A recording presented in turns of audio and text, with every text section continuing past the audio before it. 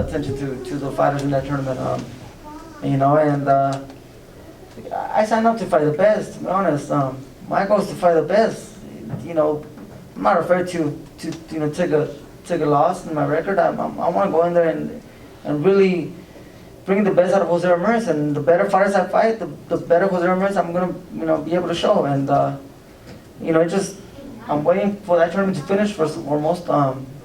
You know, it just depends when that fight takes place. I do plan to also stay active too. I owe it to ESPN and Top Rank for allowing me to come to the Zone and Matchroom Boxing. So I owe them a fight back before the year ends. If they're not, if they fight towards the end, then we could be looking at the fight early 2020. Jose, we talked about, and Robert, congratulations, by the way. We talked about Virgil Ortiz Jr. and the impact he had on you in training, and for both of you.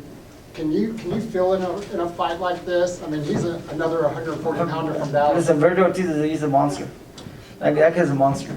That kid, he's gonna do really good in the sport. That guy. There's no. I sparred Manny Pacquiao. I sparred so many fighters, and no one hits and has that drive like Virgil Ortiz. Robert, do you have anything to add on that? I agree. He's sparred him, and Jose always wants the toughest sparring out there, and he always told me, Virgil's the only one in this gym that gives me that kind of sparring. But I'm also a trainer that I also know that it's not an everyday thing. We got to switch it around, have different sparring partners. Jose wants to be in there with the best, and he's always telling me, when am I going to spar Virgil, because that's what he wants. But it's also my job to take care of not only Jose but also Virgil, because they both go at war. They go to wars. So I got to look out for both of them. It's funny because 2.5 weeks ago I was doing a 12-round session, and I finished my 12 rounds of sparring, and Virgil had finished 6 rounds of sparring. And Virgil goes, "Hey Jose, can you give me 2 more rounds?" And he wanted to ask Robert, because Robert was gonna say no, right? And so he told me, and I was like, "Yes." I just jumped from one ring to the other, and I gave him 2 extra rounds. So I did 14 rounds, and he did 8 rounds. But that just shows the tremendous talent that you find in a gym like Robert Garcia's, and I think that's something that was lacking in 1.2 at the Wildcard Boxing Gym. There are so many hungry, undefeated young fighters. They're not sparring partners; they're future world champions. And I was going against 4, 3, 4, even sometimes 5 to give me the 12-round sessions. Jose, now that you got the WBO belt to go with that WBC, have you thought about being undisputed champion, being the second person behind Bud Crawford to do that, and have that opportunity? Yeah, it would definitely be a blessing for me to become the undisputed world champion. But one fight at a time, and I'm going to go back to work, and I'm humble for this situation that I'm in. But I'm still hungry, man, and I want to continue getting better. And one fight doesn't define someone. This fight doesn't define Maurice Hooker. Maurice Hooker is a humble world champion. He's gonna, I guarantee he's gonna come back a lot stronger. This fight This fight only shows me where I'm at. Personally, at the end of the day, the criticism and the people's opinions and what people think, that's all. I really don't pay attention to that, man. It's what I feel, and I feel like this are the type of fights that allow me to see where I place myself for myself only, and my opinion towards myself is the only really thing that matters. And this humble opportunity that I got, I took advantage of it, and I plan to continue being a humble champion moving forward and going after the best. Jose, I remember talking to Bob, last year, and Bob said that Robert's such a good teacher. Besides the fact that you're first generation Mexican Americans, your dad's worked in the field. What type of impact has Robert had on you, from a personal standpoint in the ring too? In English, I really don't have the proper words in English, but in Spanish it's like, we got that colmillo, we got the will, tenemos cojones, tenemos like ganas. We have this will to move forward and not to take a step back. And he has it as a trainer, and I have it as a fighter, And those things match up right, and we create a strong team together. I got a question for Rick. You've been with Jose for a long time. You predicted a knockout. You won't be eating Whataburgers. Can you reflect a little bit on how you're feeling right now? I'm still going to take him to Whataburger. I love Whataburger. No, you don't. Yes, I do. So I've been with him since the amateurs, and I've seen him get up for a fight 3 times in 10 years like that. Once was in Brazil when he became an Olympian, going into that fight. The second was New York with Amir Imam, and the third was tonight with Hooker. He gets up for these big fights, and he's just a different fighter. He lives for that moment. He's always wanted to fight the best. You know, he also understands the business side of stuff, but he wants the best, and I can't wait to see what the future holds. I'm ecstatic. You know, it's been a 10-year journey to this point, but can't wait to see what comes next. The bigger the fight, the bigger the performance from Jose Ramirez. You and Regis have been going back and forth on social media for a couple years now. Anything you want to say to him? Look, first, I respect Regis a lot. You know, he's one of the best fighters in the world. But I talk shit better than him, you know. It's not my fault. I don't gotta fight him in the ring, but outside the ring. But the difference, I talk shit and I can fight, so I think I got a one-up on it. Outside the ring, he's like. He's the fighter, you the talker. And that's Outside the ring, he's like one of the opponents he fought early on, like 2-20 or something. He's not gonna win, but you know, he makes the sport live. He's one of the reasons why that division is so hot. Between him and Jose, this win tonight, I think the 140-pound division becomes you know, a staple point in boxing, you know, moving forward. There's some very big fights to make, and as you saw with this one, Top Rank makes big fights. They'll sit down at a table, they'll figure it out, everybody comes together.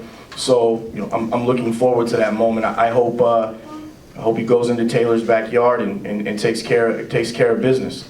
Would you give me And also, we, of course, and Jose acknowledged, we saw a guy sneaking into Mo Hooker's corner before the fight, and Terrence may have to, down the road, pay the price when he gets in the ring with Jose Ramirez in one of the biggest pay-per-view fights that can be made. If Progress takes care of business overseas, are you guys, Bob, would you make that fight happen? We sit down and we make the biggest fights that are possible. Now, there are mandatory fights that he has to do. WBO, WBC gave us permission to do this fight as long as we do the mandatories. We get rid of those mandatories, finish them, and then we'll do the biggest fight that's possible. So for sure we got mandatories in between. Yeah, These guys will have to take mandatory. That's what the organizations are telling us. And the fight will be big. I'll fill the Fresno State football stadium if the guy next to me allows it. If he says so.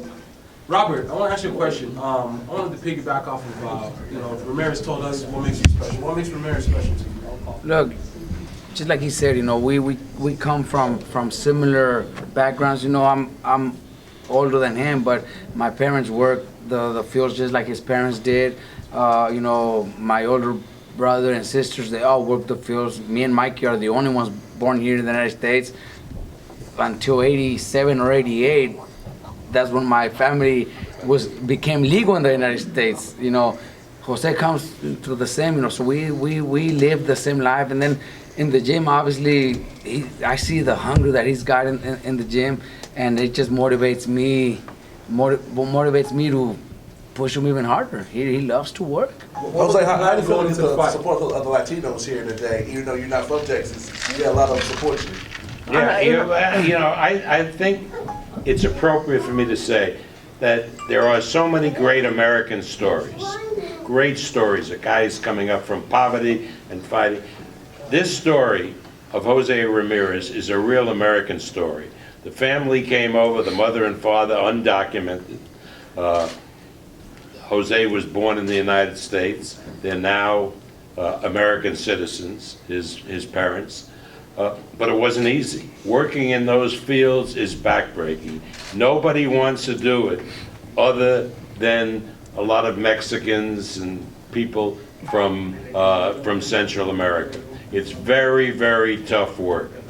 And Jose knows where he came from. He was a member of the Latino Water Coalition that fought for water rights for the growers in the Central Valley. He's a standout person for immigration rights, for what's happening in this country with the attitude of the guy in charge towards immigrants. It's an absolute disgrace. Jose has spoken out, forcefully and eloquently in the Central Valley and other places. And he is a true leader in his community. And that is something really that is even more important than left hooks and jabs. It is really important to have somebody from this boxing community be as much of an activist as Jose is, and I'm very, very proud of him. The only thing that would have made this night better for me, if instead of Mo Hooker in the ring, Donald Trump was in the other corner. Hold on, touching on Mr. Aram's mentions of Jose's investment in his own community, that outfit that he wore tonight, those shorts, those shoes, that shirt, we're gonna go back home and we're gonna auction that off and give it all to Maxim's family when we're done. And look, that attire will go for quite a bit of money. You know, we had an opening bid on his last deal we did on the cancer fight we put on in February of $30,000. That's just to open the bidding, and that was just for a pair of shorts. So that attire, I'm sure, will get a record number when we go home and organize it, but that's the kind of fighter and person he is outside of the ring. You planning on having a celebration in the Central Valley when you get back home?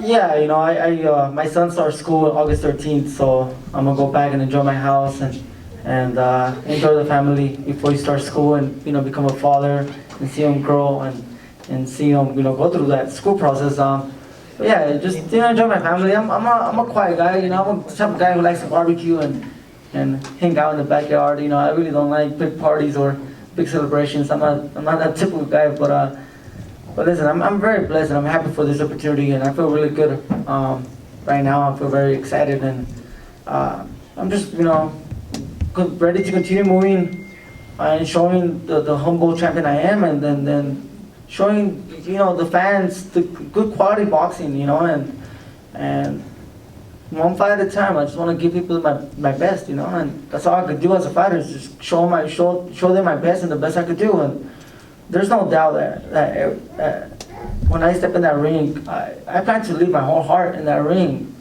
until the last bell rings. And you know, Rick mentioned what I'm about to do, but I wanted to be quiet. They wanted me to post it before the fight, but I was so focused on the fight. I wanted to do this something where, you know, we just kind of announced it in central part of California, and I know I was gonna, you know, raise over $40,000. I also have a scholarship foundation and other foundations that I got started early on when I first went in the professional career. So I was planning to even match that money that I raised, so I could double it and give it to Maxim's family.